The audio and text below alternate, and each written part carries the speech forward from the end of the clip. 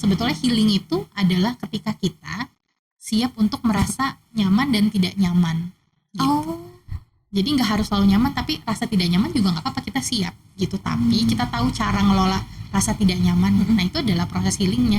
Tuh, karena ketika ditumpuk-tumpuk terus, emosi itu kayak energi ya. Jadi dia kalau kita punya emosi negatif, marah, cemas, sedih, itu kan ada yang ngalir di dalam tubuh kita sebetulnya. Energinya dipendam, tahan terus, biasanya apa? Muncul ke reaksi fisik. Kalau kita aware, kalau kita mencari bantuan, kita mendapatkan bantuan, kita ketemu sama lingkungan yang suportif gitu ya. Dan kita juga punya ketahanan mental yang cukup baik, ya kita bisa berubah. Jadi tadi energi negatifnya atau pengalaman negatifnya justru akhirnya diubah jadi sesuatu hal yang lebih positif. 60% of teenagers feel uncertain about their life purpose. 45% of young adults experience a drop in motivation. 70% of college students struggle to build personal branding. 50% of youth need a mentor for personal development. We've heard these voices. But from these concerns, we decided to act. To help you overcome the challenges within yourself. To be there as you grow with us. Welcome to our segment. halo teman perjalanan, selamat datang di Tetap Berjalan, di mana ini merupakan platform media digital yang akan bantu kamu yang sedang kesulitan mencari jati diri melalui self development. Media ini hadir karena banyak sekali fenomena-fenomena anak muda yang bingung nih. Mereka lagi cari jawabannya tapi nggak tahu di mana. Nah, ini hadir untuk kamu. Nah, di episode kali ini aku akan menjelaskan mengenai grief we grew up, mental health versus mental comfort. Seringkali rasanya kita ngejar rasa nyaman padahal kita sendiri belum tahu nyaman itu tanda udah pulih atau belum ya. Kadang di rasa nyamannya itu kita bisa aja itu kamuflase dari rasa sedih kita, rasa marah kita dan sebagainya. Nah, di episode kali ini aku udah feeling kayak ini berat banget sih, dan aku butuh sudut pandang yang memang ahli di bidangnya biar nggak salah menerka-nerka juga. Di sini aku nggak sendiri teman-teman, aku bareng psikolog Isara Rizkia. Halo Kak. Berarti aku bisa manggil apa nih panggilan? Manggil Aca aja. Oke, Teh Aca kali ya. Iya. Nah, aku di sini nggak sendiri, aku bareng Teh Aca. Mungkin selain aku yang penasaran juga, teman perjalanan nih penasaran pasti siapa sih Teh Aca dan sekarang sedang sibuk apa sih Teh Aca? Oke, iya. Jadi salam kenal ya semuanya teman perjalanan. Nama aku Aca, gitu. Nama lengkap tadi memang udah disebutin ya sama Gina ya. Nama Isara Rizkia tapi biasa dipanggil Aca. Saat ini aku berprofesi sebagai psikolog klinis dewasa, gitu. Jadi kalau ngomongin aktivitas sehari-hari sekarang lagi praktik ya, praktik psikolog di beberapa tempat di Kota Bandung, gitu. Sisanya sih ngurus rumah, ngurus anak dan keluarga. Oke, jadi life balancing gitu ya Teh ya. Betul, mudah-mudahan insya Allah. Dan di sini tadi aku sempat mention sih Teh, karena kalau misalnya yang nyaman itu belum tentu pulih. Kadang-kadang kita tuh nyaman tuh karena menghindari rasa sakit aja gitu. Betul. Nah, tapi aku tuh pengen tahu definisi aslinya mental health itu gimana sih? Karena mungkin secara realnya kita mungkin mental health oke, I'm okay. Padahal pasti ada definisi konkretnya juga lah secara psikolognya gitu. Oke, iya. Mungkin kalau zaman sekarang ramai banget ya kita ngebahas tentang mental health, kesehatan mental gitu. Nah, apa sih sebetulnya kesehatan mental itu? Sebetulnya kesehatan mental itu adalah sebuah kondisi ya. Kondisi di mana kita tuh ngerasa kita sejahtera, kita ngerasa kita sejahtera dan aman secara psikologis gitu ya. Nah, tapi balik lagi tadi seperti yang disinggung Gina, bukan berarti ketika kita punya mental health yang oke, kita nggak pernah ngerasa nggak nyaman. Pasti pernah, tapi kita tahu gimana cara mengelola si rasa nggak nyaman itu gitu. Jadi tadi kita sejahtera secara psikologis karena kita tahu tentang diri kita, tahu bagaimana kita mengelola ketika kita mengalami kesulitan. Oke, berarti secara konkretnya itu seperti itu ya. Iya. Tapi fenomena sekarang itu banyak sekali, mungkin sederhananya ngebohongin diri sendiri kali ya. Kayak kita tuh bilang oke, padahal lagi marah, lagi sedih, lagi kesel. Nah, menurut Teh Aca nih, kalau cara kita ngebedain mana yang emang real kita lagi oke dan mana yang real kita lagi bohong itu gimana sih Teh? Kadang nyaru gitu loh, mereka jadi bias gitu karena kita tuh ya udahlah kebiasaan oke lah kayak gitu. Iya, betul ya tadi yang kata Gina bilang, karena kebiasaan. Gitu ya, kebiasaan kita untuk mungkin menghindari rasa tidak nyamannya gitu ya. Tadi misalnya gimana nih cara kita ngebedain sebetulnya kita benar-benar baik-baik aja atau memang sebetulnya kita pura-pura baik-baik aja Iya. gitu. Jadi apa ya, kebaikan itu atau keamanan, kenyamanan itu sebetulnya hanya sesuatu hal yang palsu gitu ya. Nah sebetulnya aku yakin kita semua pasti bisa merasakan ini tuh lagi nggak oke, apalagi oke sih. Nah tapi cara kita nggak ekspresi ini yang kadang kita kita beda ya nunjukinnya gitu.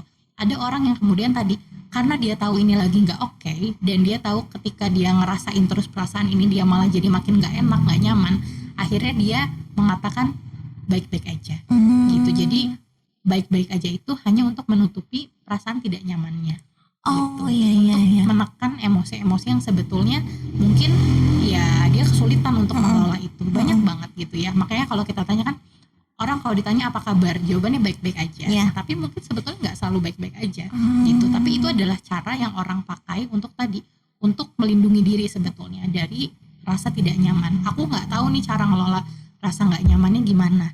Aku belum tahu nih caranya kalau aku lagi ngerasa cemas, kalau aku lagi ngerasa sedih, aku harus ngapain. Sehingga lebih baik aku berpura-pura aja, baik-baik aja. Itu lebih mudah daripada aku harus mencari cara nih mengolah perasaanku. Ah iya, iya. Tapi kalau lama kelamaan kayak gitu bakal overwhelm gitu nggak sih Teh? Dan cara untuk biar udahlah aku harus jujur nih, itu gimana sih? Apakah ada tipsnya atau gimana? Iya, iya. Buat tiap orang bakal beda-beda banget gitu ya. Maksudnya kayak gimana nih sampai akhirnya aku bisa sadar dan aku kemudian jujur sama perasaanku sendiri. Biasanya tiap orang butuh waktu dan proses yang berbeda gitu. Tapi balik lagi tadi, kenapa sih kok bisa sampai orang tuh jadinya ya udahlah aku lebih baik berpura-pura baik-baik aja daripada aku menunjukkan yang sebenarnya aku kayak gimana. Itu semua kan pola yang dipelajarin sebetulnya. Jadi kalau kita ngomongin dipelajarinnya dari mana? Dari pengalaman-pengalaman yang udah dia laluin di masa-masa sebelumnya gitu, terutama di masa kecil ya gitu. Karena bagaimana kita kemudian mengenali oh emosiku apa sih, bagaimana kita kemudian mengekspresikan oke aku senang sehingga aku boleh menunjukkan rasa senang ini dengan cara apa, atau aku lagi sedih aku boleh nunjukin rasa sedihku. Nah itu semua adalah proses pembelajaran.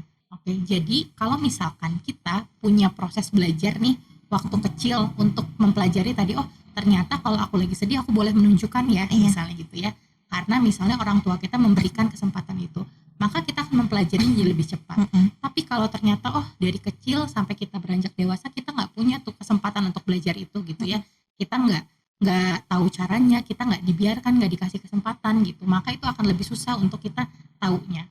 Biasanya orang akan lebih sadar ketika udah ada suatu problem yang dirasain, ketika emosinya udah tadi ya kalau kata Gina overwhelm gitu, udah besar banget, udah numpuk banget, udah kayak mengganggu keseharian. Biasanya disitulah titik baru aku kenapa nih gitu ya, akhirnya mulai mencari tahu aku kenapa, mulai nyari tahu aku harus ngapain, aku harus cari bantuan kemana, ini tuh apa yang salah sih sama diri aku. Nah biasanya ketika udah ada sesuatu yang terjadi. Oh, oke. Tapi perasaan itu tuh emang ngaruh saat kita dari kecil seperti itu loh. Jadi kan mungkin pola di saat kita gede dan saat kita kecil itu pasti beda menerjemahkannya gitu loh. Nah, apakah akan jadi coping mechanism tersendiri kah saat besarnya atau ada terjemahan sendiri gitu saat saat kita masih kecil tuh pas besarnya tuh kayak berbeda pandangan gitu, apakah ngaruh itu kah atau gimana? Oke. Nah biasanya si pola-pola yang tadi terbentuk dari kecil itu kan itu jadi kayak melekat jadi bagian diri kita ya. Kadang itu jadi masuk ke dalam suatu hal yang kita nggak sadarin. Karena itu udah jadi bagian diri kita, udah kayak respon otomatis. Atau kadang kita malah ngerasa itu adalah normal yang wajarnya gitu ya. Contoh tadi misalkan kita ngomongin emosi. Mungkin sekarang rame ya gitu ya. Banyak banget teman-teman yang mungkin di fase-fase dewasa awal ini mulai sadar nih, kalau sedih boleh kok nangis misalnya gitu ya. Kalau kita lagi nggak enak, lagi marah boleh kok diekspresiin gitu ya. Tapi mungkin ketika kecil nggak dapet tuh pembelajaran itu, nggak dapet tuh informasi atau edukasi bahwa kamu boleh mengekspresikan emosi itu gitu ya. Sehingga itu jadi melekat di dalam diri dia bahwa udah aku mah kalau marah ditahan aja.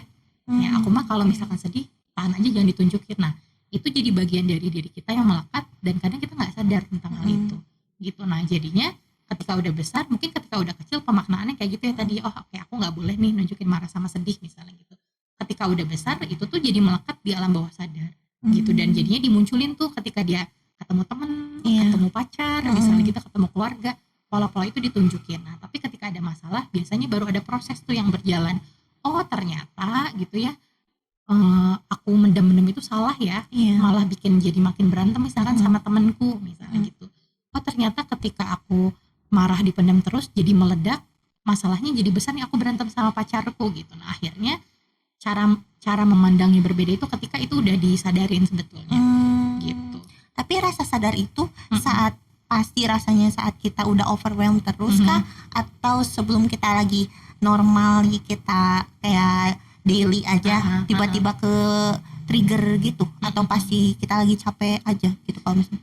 Nah biasanya memang ketika tadi udah ada sesuatu hal yang nggak nyaman nih gitu, karena ketidaknyamanan itu biasanya yang bikin kita jadi mau berpikir Iya. lebih kan gitu. Duh kenapa nih gitu kan. Biasanya kalau ada nggak nyaman, ada masalah, ada konflik gitu ya, kita baru mulai apa ya tadi ya, mulai berpikir lebih gitu. Kenapa ya ini, ada apa ya, apa yang salah ya gitu. Tapi biasanya ketika cenderung aman ya kita akan merasa mungkin yang tadi nggak ada masalah. Oh ya udah, kita ngerasa itu adalah hal yang normal dan biasa aja karena udah ngelekat nih jadi bagian dari diri kita. Oh, oke. Nah, kalau misalnya ada trauma dan luka masa kecil kan itu pasti ada di beberapa orang juga, dan itu tuh apakah pasti akan tercermin pada kita saat kita dewasa gitu kah, atau sebenarnya kedua hal itu memang real saling berkesinambungan gitu teh soal itu. Dan kalau misalnya aku boleh tahu, apakah itu pasti ada dan pasti berpengaruh di kehidupan sehari-hari gitu kah teh? Oke, ya itu menarik ya karena sering banget dibahas ya gitu. Mungkin kita sering banget dengar pembahasan tentang trauma tadi atau mungkin kayak luka inner child kayak gitu ya. Memang itu adalah hal yang pasti akan mempengaruhi banget bagaimana seseorang tumbuh nanti ketika dewasanya gitu, karena tadi pengalaman atau luka masa kecil atau trauma gitu ya yang mungkin ya terjadi ketika kecil dan biasanya terjadi di lingkungan terdekat gitu ya, entah lingkungan keluarga ataupun lingkungan ketika dia misalkan sekolah gitu ya pas kecilnya. Nah itu akan ngebentuk gimana cara dia ngelihat dunia ini gitu. Itu jadi kayak apa ya, dia ngebentuk sebuah peta gitu. Iya. Peta, oh ternyata misalkan yang kita sebutnya mungkin bisa jadi peta batin juga ya di dalam diri dia gitu. Oh oke, ternyata kalau misalkan aku mau dapat kasih sayang dari orang tuh aku harus melakukan sesuatu dulu ya, misalnya ketika ternyata memang di dalam keluarganya dari orang tua nggak memberikan itu langsung gitu ya, tapi tadi ada hal-hal tuntutan-tuntutan dulu tuh yang diberikan gitu ya, yang sebetulnya itu nggak nyaman buat dia, pengalaman yang nggak menyenangkan gitu ya, tapi dia jadi belajar kayak gitu. Oh terus misalkan dia ngelihat lagi, oh ternyata kalau ada trauma misalkan kecil dia pernah mengalami kejadian nggak nyaman misalkan ya, kekerasan ataupun perlakuan tidak enak dari orang lain, itu kan bikin dia jadi ngerasa aduh dunia ini nggak aman nih. Nah itu tuh ketika terjadi pas kecil, nah jadi informasi buat dia tuh tadi ngebentuk peta itu kan, oh ternyata dunia ini nggak aman ya, aku kesulitan nih nemuin yang aman gitu. Nah itu kalau nggak diselesaikan atau nggak dapat penanganan ketika tadi kecil itu ya akan terbawa terus pasti sampai dewasa gitu. Nah biasanya pengaruhnya kemana? Pengaruhnya adalah ke relasi dia sama orang biasanya gitu ya. Tadi oh sama orang tuh ya sama temen misalkan gitu ya, oh sama kalau tadi dia punya pasangan sama pasangan misalnya, atau kalau yang sudah jauh menikah misalnya gitu ya, oh jadinya ke anak misalnya gitu, karena ada yang belum tuntas misalnya gitu. Jadi pengaruh nggak? Pasti pengaruh gitu. Kalau memang dibiarkan nggak ada penanganan atau nggak ada bantuan yang dia dapetin selama sepanjang perjalanan itu. Oh jadi pasti berpengaruh gitu ya teh. Dan kalau misalnya dari kecilnya mungkin apa yang dia lihat negatif, apakah saat besarnya berpeluang untuk menjadi hal yang positif gak sih? Kayak misalnya kan dari dulunya nggak ada support, kayak oh aku harus gigih untuk mendapatkan sesuatu, harus mengerjakan sesuatu biar aku menang atau segala macam. Nah kalau misalnya saat besarnya bakal kemungkinan ada nggak sih keinginan kayak memperbaiki lah, kayak sebelumnya aku nggak dapet ini dan saat besar aku pengen sih memperbaiki hal-hal yang enggak aku dapetin, pasti ada gitu nggak sih teh? Ada banyak banget gitu. Jadi kalau misalkan kita punya tadi ya si pengalaman traumatis, pengalaman gak enak, luka masa kecil gitu, apakah iya kemudian kita jadi nggak bahagia atau nggak jadi orang yang baik lah gitu ya di kemudian hari? Enggak kok gitu. Tadi kalau kita aware, kalau kita mencari bantuan, kita mendapatkan bantuan, kita ketemu sama lingkungan yang suportif gitu ya, dan kita juga punya ketahanan mental yang cukup baik, ya kita bisa berubah. Jadi tadi energi negatifnya atau pengalaman negatifnya justru akhirnya diubah jadi sesuatu hal yang lebih positif. Jadi energi positif jadi pengalaman yang positif gitu ya. Misalnya apa? Ada banyak banget ya mungkin beberapa cerita yang aku temui gitu ya di ruang counseling, pengalaman mereka keluarganya, orang tuanya berpisah ketika Iya. kecil. Jadi dia hidup hanya dengan salah satu sosok orang tua gitu ya. Nah tapi memang salah satu orang tua yang mendampingi dia ini benar-benar memberikan seluruh kebutuhan dengan cukup gitu, sehingga anak ini sebetulnya jadinya tidak kekurangan perhatian atau kasih sayang gitu, walaupun hanya dari satu sosok gitu ya. Nah akhirnya ketika dia dewasa, yang dia pelajari adalah oke, aku karena pengalamanku seperti ini, aku mau nanti ketika aku menikah punya pasangan, aku bisa membangun keluarga yang lebih bahagia. Nah jadi pelajaran dia ternyata yang pengalaman dia ibaratnya mungkin dilihat orang tidak sempurna gitu ya, tapi buat dia itu bisa dia bentuk, bisa dia olah jadi sesuatu hal yang dia rencanakan nih ke depannya gitu. Apalagi dia deket nih sama orang tua yang satunya gitu ya, jadi dia bisa sharing banyak apa sih yang mungkin harus diantisipasi gitu. Terus dia jadinya punya dorongan lebih untuk mencari orang yang tepat nih gimana nih gitu. Aku pengennya nanti ketika berkeluarga mudah-mudahan tidak terulang yang terjadi pada orang tuaku kayak gitu. Oh jadi pasti ada aja peluang untuk memperbaiki. Ada kali ya. pasti. Dan kalau misalnya mereka teman-teman yang kan tadi sempat dimention pasti ada salah satu paling pendukung dia untuk berubah, kayak salah satu orang tuanya aja misalnya dari dua orang tua ada salah satu.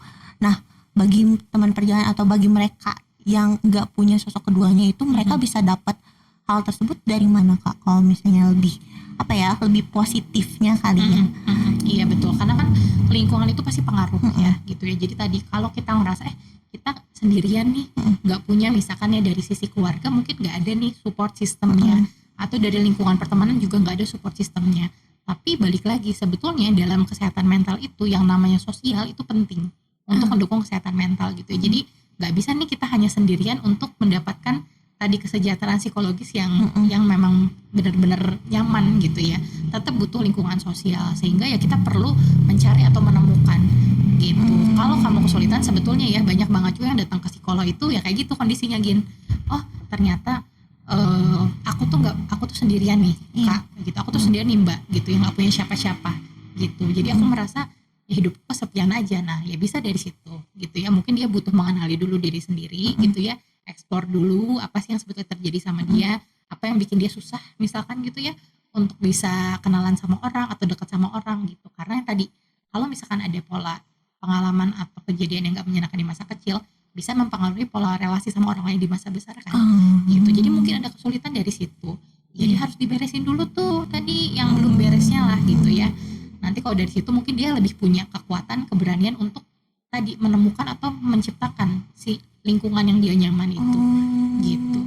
Mungkin kalau misalnya teman-teman yang memang nggak punya fondasi antara dua atau satu itu agak sulit mungkin ya, dan bebannya lebih besar, proses mereka untuk berubah juga lebih besar gitu ya. Nah jadi kan Kak Aca tuh sempat mention butuh aware dulu sama diri sendiri, dan tapi banyak sekali orang-orang yang mungkin saking gak mau terpikirkannya kayak udahlah apa sih, ya udahlah santai aja nanti aja, dan lama kelamaan dia juga ternyata butuh pertolongan gitu. Nah cara untuk ngenalin kalau kita butuh pertolongan itu gimana sih Kak? Kalau misalnya aware aja susah, apalagi untuk sadar gitu kalau aku tuh butuh pertolongan, itu tuh gimana sih Kak? Gitu. Iya. Kalau memang karena gini, balik lagi awareness itu dimulainya dari keterbukaan pikirannya gitu. Kalau misalkan secara pikiran kita agak sulit menerima informasi baru misalnya gitu ya, menerima pandangan baru biasanya memang lebih susah gitu. Makanya dalam beberapa situasi itu banyak banget yang kemudian dia itu baru misalkan ya ke psikolog ataupun misalkan sadar itu karena bantuan orang lain, karena dorongan dari orang lain itu cukup banyak juga sebetulnya gitu. Tapi ya balik lagi, kalau misalkan kita memang ya sayang sama diri kita, dan ketika ada suatu hal masalah ataupun problem ataupun ketidaknyamanan yang kita rasakan, kan kita pasti pengen kita lebih baik-baik aja ya gitu. Nah kalau kita sayang sama diri kita, menurut aku pasti kita akan ada dorongan untuk tadi menyadari, mencari tahu, kemudian menyadari gitu kan, apa sih sebetulnya yang salah gitu, apa sih sebetulnya yang mungkin bisa diperbaiki dari aku atau dari lingkungan aku gitu. Jadi ya balik lagi, kembali ke bagaimana sih kita sebetulnya menghadapi diri kita sendiri. Kita sayang nggak sama diri kita sendiri? Kalau kita sayang, pasti kita berusaha untuk mencari tahu. Nah dari nyari tahu itu kan baru mulai awareness-nya tumbuh sebetulnya. Oke. Tapi gimana cara kita memilih jalan mana yang bikin kita pulih dari penderitaan kita gitu? Kadang ada orang yang milih untuk kerja keras banget, gak tahu waktu, gak tahu situasi, tapi ya udahlah yang penting aku lupa sama urusan aku. Nah, Iya. cara kita untuk menelaah dan cari jalan sendirinya itu kayak gimana sih, kayak yang bijak gitu untuk diri kita sendiri. Iya, iya. Oke. Tadi ya, perjalanan pulih itu bukan perjalanan yang mungkin lurus-lurus aja atau langsung oke, udah tahu ini ada yang salah, benerin kemudian langsung sembuh misalkan gitu ya.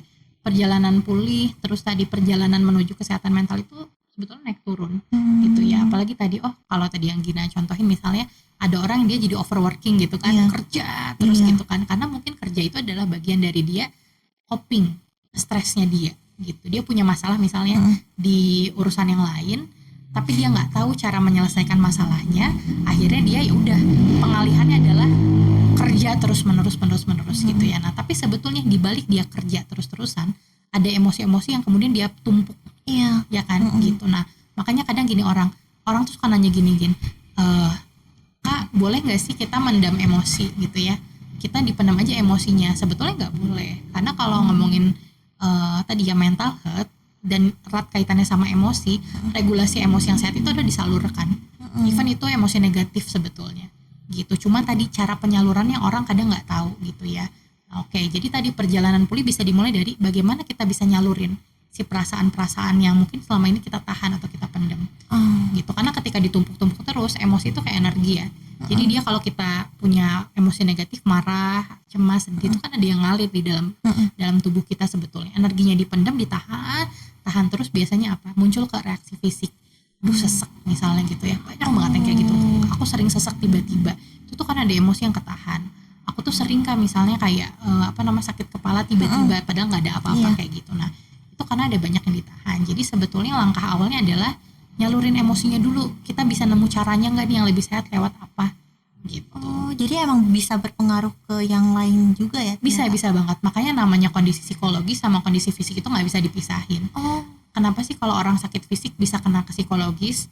Kalau orang lagi sakit psikologis biasanya fisiknya ada yang kena juga pasti deh. kayak sugesti gitu ya? Betul, iya. Suges. Jadi kekuatan pikiran, kekuatan tubuh nyambung lah satu sama lain mereka. Oh gitu, tapi normal gak sih kalau misalnya orang yang misalnya dari dulu tuh udah kebiasaan kayak dimarahin sama orang tuanya, dan saat sekarang mendapatkan situasi yang aman dan tenang tuh kayak, lah kok gini situasinya? Aneh ya? Iya, Aneh ya? itu normal kah, atau apakah kalau misalnya nggak normal, apakah ada solusi di balik itu? Padahal kan itu tuh baik, kayak Iya. sebelumnya ada hal negatif di diri kita, ada di situasi positif, itu sebenarnya baik. Iya. Cuma kadang kita tuh jadi kok aneh ya, apa sih itu tuh gimana sih tuh maksudnya? Iya. Tadi kalau pertanyaan normal atau enggak, normal untuk tadi kondisi yang memang sudah terbiasa tuh dia kena marah misalkan gitu ya, sehingga pas udah gede dapat kedamaian, ketenangan, kenyamanan tuh jadi aneh. Ya normal kalau memang terbiasa kayak gitu. Karena sebetulnya otak kita itu nggak bisa ngebedain nih mana yang biasanya terjadi, mana yang sehatnya tuh terjadi kayak gimana gitu. Jadi tadi sebetulnya karena udah ada pola kebiasaan kita nerima dimarahin itu gitu ya, yang tadi aku bilang udah ada yang melekat di dalam diri kita, sebetulnya itu jadi hal yang biasa menurut kita.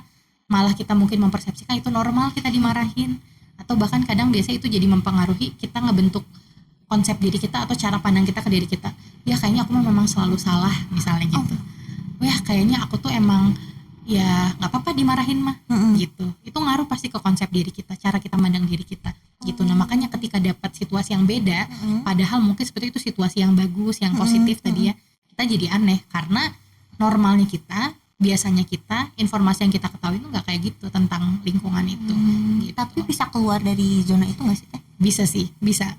Balik lagi ke tadi, awareness-nya dulu gitu ya dibangun, terus kita tahu oke, harus ngelakuin apa nih habis ini gitu. Dan kita coba untuk ngebiasain dengan situasi yang baru itu tadi gitu. Jadi pembiasaan itu kan pasti butuh proses sama waktu gitu. Termasuk tadi ngebiasain diri sama situasi yang lebih normal atau lebih positif. Oke, karena mungkin kita juga lebih aman di zona nyamannya sendiri gitu ya. Betul. Dan untuk berubah tuh susah. Betul, iya. Tapi ada gak cara untuk lebih berani untuk aku pengen keluar lah dari circle ini karena nggak mau, nggak bisa, nggak kuat kayak gitu. Tapi ada nggak sih kayak lebih ke pemicunya untuk kita keluar dari cycle itu gitu Teh? Karena kan ada beberapa orang yang I'm okay padahal enggak, tapi terus saya ada di cycle yang itunya. Nah bisa keluar nggak sih Teh kalau misalnya itu? Iya. Ketika keluar itu kan pasti butuh energi, butuh kekuatan yang besar. Yang harus dibangun pertama adalah tujuannya dulu. Kenapa kita mau keluar dari circle itu?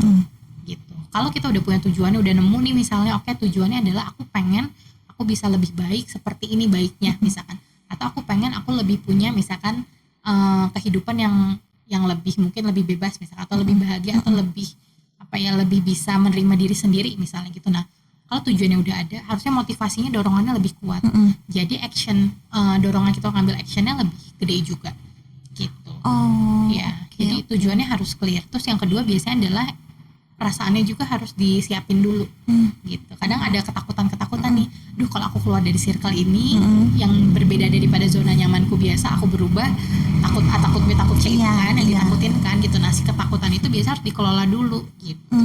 Nah mungkin kadang kita bisa nulis sendiri, journaling gitu, oke aku takutnya A misalkan, aku takutnya B, takutnya C, tapi sebetulnya yang A ini gak apa-apa kok karena apa misalnya gitu.